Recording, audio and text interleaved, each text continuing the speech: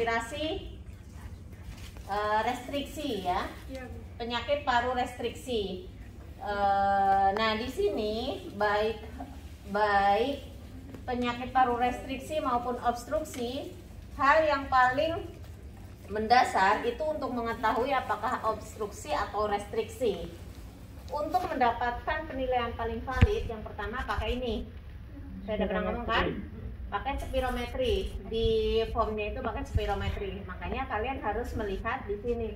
Mana ada yang sudah selesai? Hasilnya aneh.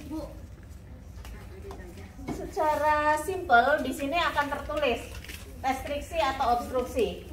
Tapi kalian perlu melihat di sini ada FEV1, kemudian ada FEC, melihat nilai prediksinya berapa persen.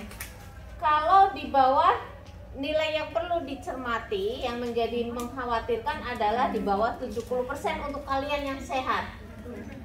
Tapi kalau yang sakit itu biasanya batas toleransinya 60%. Oke? Jadi itu. Nanti di sini biasanya ini ada normal, kebetulan bagus ya. Nilainya juga paling rendah itu area MEV, FEV dan FEV satunya bagus 81 dan 99,3%. Ini siapa ini? Jadi sebenarnya secara awam yang paling mudah dilihat di sini nih. Ada normal, ada obstruksi severity, ini diinterpretasi. Kalau kalian menjadikannya jadi penunjang, tetapi kalian perlu bisa membaca ini, dan biasanya udah diajarkan oleh Pak Kir ya. Ya, udah pernah diajarkan. Jadi disinilah yang menjadi acuan ini. Ada nilai penilaiannya apa, FEV, FEC dan sebagainya. Kemudian nilai prediksinya di sini, dan batas toleransinya adalah 60%. Untuk patologi. Di prosentase ini loh. Nilai prediksi itu artinya prosentase prediksi. Jadi seharusnya kan prediksinya kalian kemampuan FVC-nya itu 4,75 liter. Tetapi pada saat kalian melakukannya, prediksinya yang bisa dilakukan kalian hanya 84%. Dan ini masih bagus nilai itu ya. Ini kebetulan 84% di sini. Masing-masing.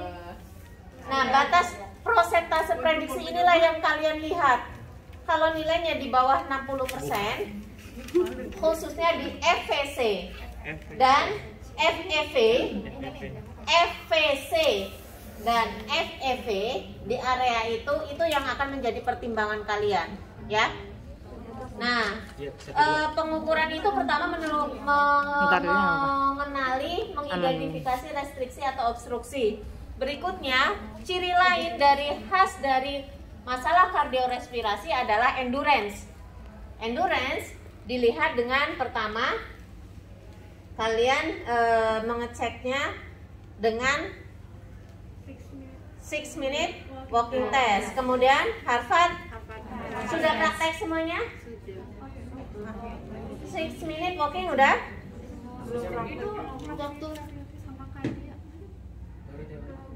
Baru teori, belum praktek juga? Belum. Itu kalian wajib praktek. Terus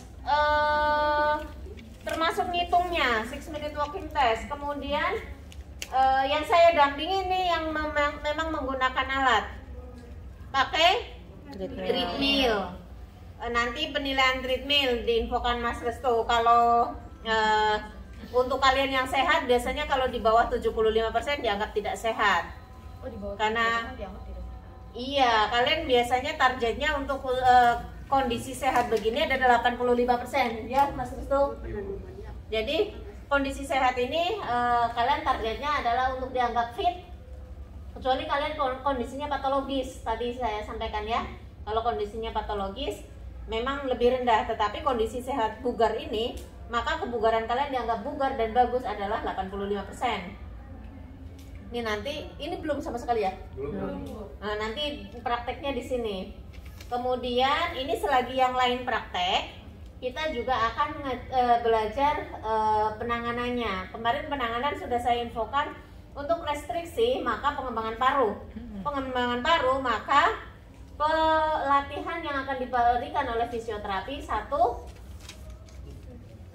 di breathing, kemudian manualnya pakai segmental breathing. Nanti belajar segmental breathing. Ketiga, kalau ada memang ada foto, maka vibrasi. Sudah praktek semuanya itu? Sudah. Oh udah, segmental sudah? Sudah. Vibrasi sudah. Udah bisa? Insya Allah. Oke, besok ujian saya cek ya. UAS saya uji ya. Salah satu kasusnya itu ada penanganan yang menggunakan itu. Ya sudah, kalau itu udah. Kalau belum, yang ini menggunakan alat silahkan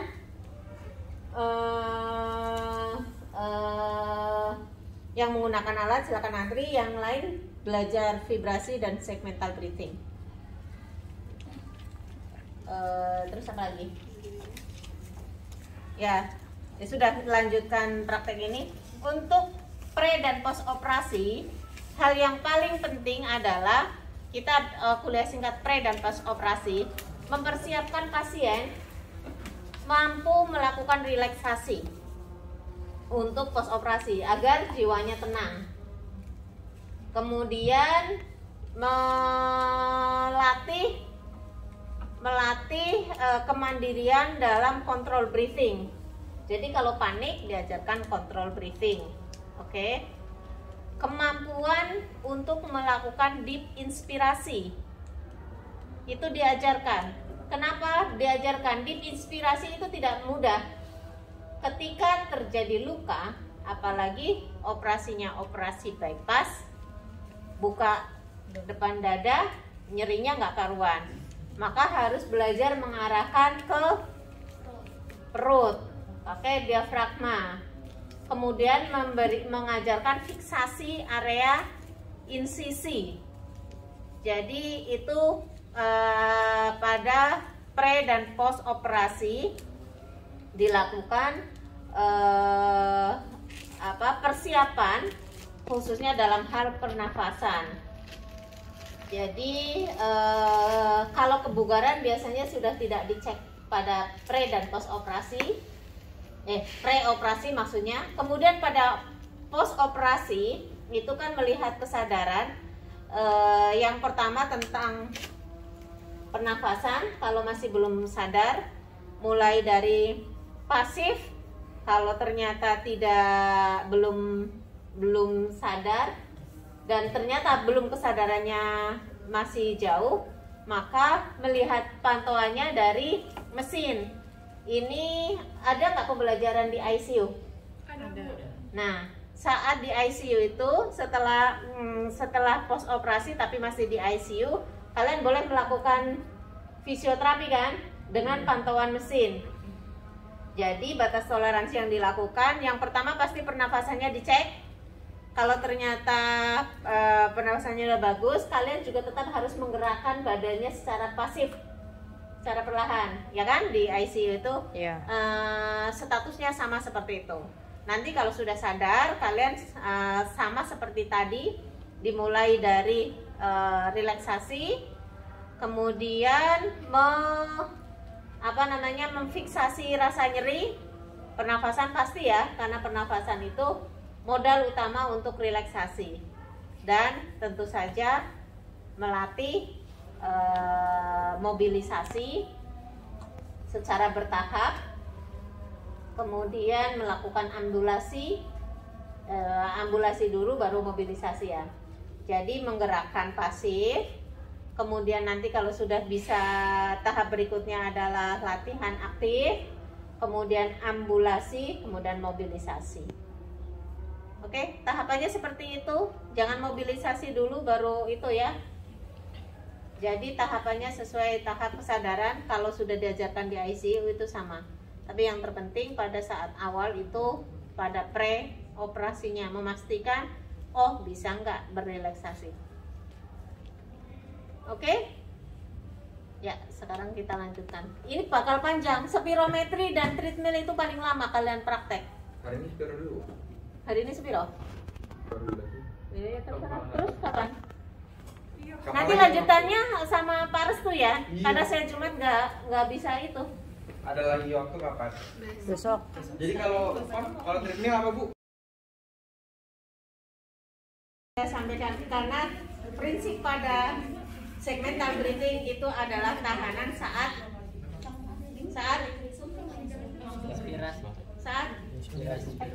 inspirasi. Tapi tidak sepanjang inspirasi itu dilakukan. Nah, untuk saya sendiri hanya melakukan di awal inspirasi. Yang 3 maksimal. Jadi tidak sepanjang inspirasi saya tahan. Relax mas, nggak usah tegang. Saya nggak apa-apain kok. Saya bikin contoh yang paling gampang ya. Di sini atau di sini. Oke, saya di sini dulu ya. Mas, nanti ikuti ini apa saya. Kalau disampaikan nafas biasa aja. Nanti waktu saya minta tarik nafas panjang, lakukan tarik nafas panjang. Jangan tarik nafas dalam ya. Ya. Oke, siap. Gak apa-apa dipegang. Gak apa-apa. Nanti saya cuci tangan ya. Pentingan kalian kita. Oke, silakan Bagus lagi. nafas biasa. Contoh. Struktur. Relax. Gak usah buru-buru, nafasnya kok malah jadi buru-buru. Biasa. Biasa aja, biasa. Nafas relax. Saya akan lihat selama 3 kali. Sudah siap. Tarik nafas dalam. Buang. Bener nggak? Sampai habis. Oke, ini bisa. Tarik nafas. Tarik nafas. Oh, maksimal belum? Oke. Lihat ini. Caranya benar. Ya. Ntar kita baca bareng-bareng. Semua dipegang. Yang dirasakan apa? Geter. Oh, belum berarti dia belum merasakan. Oke, ulangi ya. Napas biasa.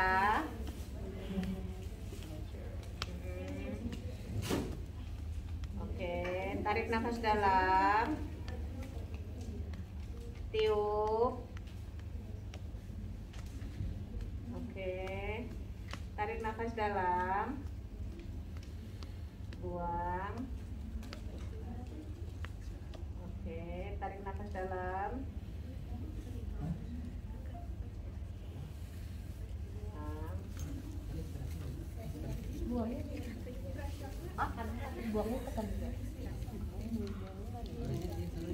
Bentar. Kamu nahan ya? Grogi. Lebih dalam. Iya, bukan. Kerasa nggak waktu saya? Oke. Ya. Tarik nafas dalam sekarang. Buang. Tarik nafas dalam. Rasa nggak? Apa yang dirasakan? Kayak ada yang ditahan. Kayak ada yang ditahan. Tarik nafas lagi. Biar ceritanya dari masnya. Buang. Buang habis. Buang habis, buang tiupnya habis. Sampai gitu. Tarik nafas. Apa yang dirasakan? Nggak tahu. Konsentrasi. Ulang, Bu, ulang. Yang melihat bisa komentar, tapi yang rasakan nggak bisa, kan saya bingung. Lihat ya. Tiup sampai habis, tiup. Buang. Tarik nafas. Rasa nggak? Rasa apa? Apa yang kerasa? Langsung gede gitu loh. Oh, langsung gede, jadi kayak membar. Ini ngomong dari tadi susah amat ya. yang bisa saya ngomong. Nah, udah kau dulu kan gantilah. Sini, saya buka. Ke depan deh. Saya mau di samping sini. Jangan ditahan, udah relax aja. Saya mau mengembangkannya di samping ya. Bu, ini bertanya, berarti yang itu buat segmental paru depan atas ya Bu? Iya tadi, nah. Ini tadi Depan Iya, kanan, saya mau ngambil sekarang dari lateral ya. bawah kanan. Oke. Jadi kalian lihat area paru mana yang perlu dikembangkan. Ada dua cara. Segmental breathing yang sangat sederhana adalah meminta mengarahkan, misalnya saya taruh di sini. Mbak, tolong nafasnya, tarik nafas, arahkan ke tangan saya. Jangan sentuh area lain. Oh, berarti Nah, ini lihat, dia mengembangkan tiup. Tarik nafas dalam, arahkan ke tangan saya. Lihat, dia agak condong begini. Ini cara mengajarkan arah pernapasan. Jangan kalau silahkan arahkan ke tangan saya yang kanan. Dipegang juga yang sini, bingung. Jadi jangan dirancukan. Jangan dipegang dengan tempat lain kalau minta mengarahkan. Itu yang pertama. Yang kedua, yang tadi kalau segmental breathing sesuai prinsip dasar yang menggunakan tahanan, lakukan di awal inspirasi. Ini modifikasi saya sekali lagi. Ada yang mengajarkan, mungkin kalau Pak Gir akan mengajarkan sepanjang pernafasan. Coba tarik nafas, buang, tarik nafas. Ini yang dilakukan Pak Gir ya. Jadi sepanjang pernafasan, tarik nafas, dia akan melepaskan saat terakhir sekali. Buang, tarik nafas. Nah, kalau saya tidak seperti itu. Kalau saya memodifikasi, saya lakukan untuk merangsang daya recoil paru. Yang tadi pakai efeknya membal ya, efek membal. Oke, siap. Tarik nafas, buang, buang sampai habis, buang. Nah, saya akan melakukan manuver sejak meminta buang, terus buang. Masih bisa? Oke, siap. Tarik nafas dalam. Terasa? Iya, apa? Iya, apa? Terasa, Bu? Ya, kalau posisinya normal pasti terasa banget. Tetapi untuk yang posisinya adalah patologis, mungkin tidak semudah itu. Jadi sama dengan siapa tadi?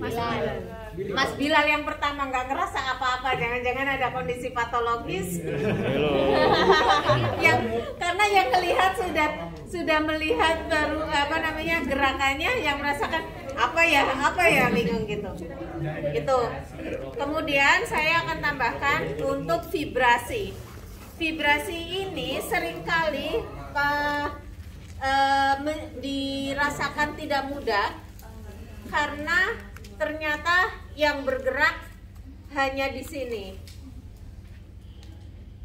Jadi dorongannya itu tidak sampai. Yang ada shaking, bukan vibrasi. Sering terlihat seperti itu, tetapi vibrasi yang harus dilakukan itu mestinya lembut. Dilakukan yang kerasa itu ada di dalam. Tarik nafas. Nah, kalau saya untuk memudahkan, yang paling mudah untuk pembelajaran, posisi ininya harus lurus. Tapi saya lurus. Kemudian coba konsentrasikan tenaga dalam kalian, bukan tenaga dalam ya. Bayangkan aja tenaga dalam. Itu getarannya hanya di sini. Jadi bukan di sini, bukan begini-begini jadinya. Tapi ada di sini. Kita coba ya. Tarik nafas, Mbak. Buang. Ya, itu berarti tenaganya di sini. Rasa getarnya. Jadi nggak begini. Bentar nggak, Bang? Enggak. Getarannya itu Enggak. Lu pakai Getarannya itu ngerasanya di dalam. pakai ini. Mungkin tangannya mau tidak terlalu terlihat bergetar. Ini kalau posisi tangannya, Iya ditekan. posisi tangannya di sini, ini gerakannya tidak di sini, benar-benar di sini, dan getarannya terlihat halus, kayak tense. Tapi dia ada tekanan masuk. Jadi di dalam paru-paru itu kerasa getarannya. Tarik nafas. Oh iya iya. Buang.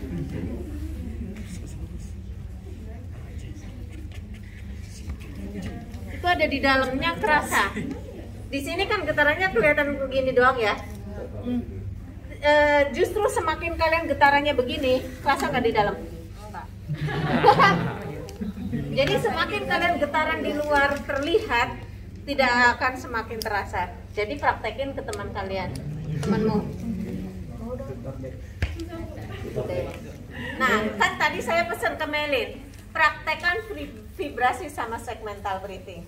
Kelihatannya, iya sudah praktek, sudah bisa, sudah. Coba dilihat, besok saya cek. Saya langsung menjadi idenya. Kau udah merasakan kan? Silahkan praktek ke saya. Ke ibu, iya. Ayo Bila. Mas Bila, silakan.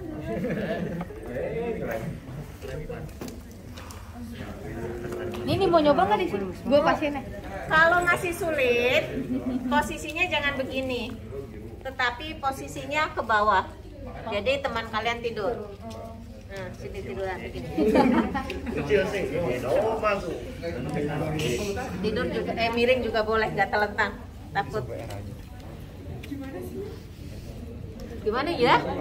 Jadi untuk permulaan kalian luruskan begini. Rasa Mbak? Terasa Ibu getar. Iya, getarnya di dalam apa di luar? Di dalam.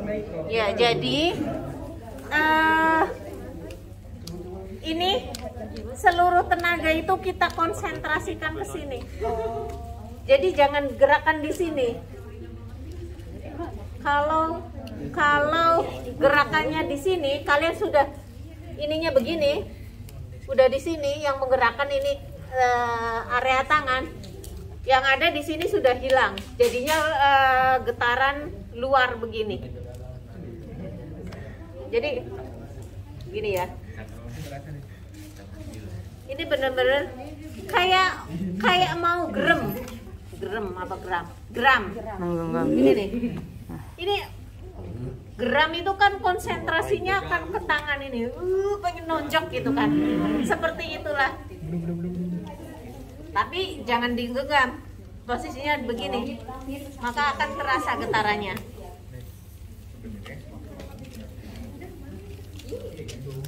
Gitu ya. Jadi kayak ten. Silahkan dicoba. Udah siap jadi pasien. Coba Bang. Iya, Rebahan.